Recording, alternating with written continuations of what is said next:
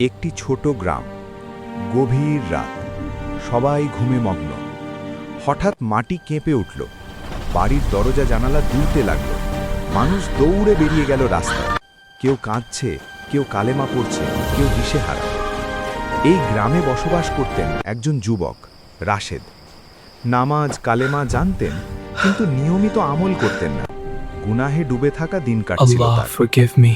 ভূমিকম্পের প্রথম ধাক্কা লাগতেই তিনি বিছানা থেকে উঠে চিৎকার করে বললেন, আল্লাহ, আমাকে মাফ করে দাও, আরেকটা সুযোগ দিও। 3 সেকেন্ড, 5 সেকেন্ড, কাঁপুনি ধীরে ধীরে থেমে গেল। মানুষ চারদিকে তাকালো, আলহামদুলিল্লাহ, সবাই বেঁচে গেছে। কিন্তু রাশেদ বোকার মতো দাঁড়িয়ে রইল। তার চোখে পানি, বুক কাঁপছে অদ্ভুত ভয়ে। তিনি বললেন, এক মুহূর্তে আল্লাহ আমাদের তুলে নিতে পারতেন। আমরা কত নিশ্চিন্তে গুনাহ করি, যদি আজ জীবন শেষ হয়ে যেত। সেই রাতেই তিনি অজু করলেন। বহুদিন পর প্রথমবারের মতো 2 রাকাত নামাজ পড়লেন। কান্নায় ভিজে গেল তার সেজদার জায়গা।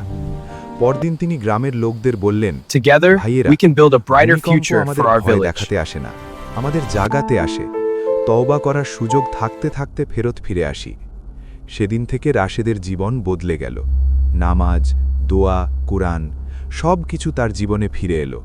আর গ্রামের মানুষদেরও তিনি একটি কথা সব সময় স্মরণ করাতেন, মাটি কাঁপে, কিন্তু আল্লাহর রহমত থামে না। শুধু আমরা যেন ফিরে আসতে না ভুলে যাই।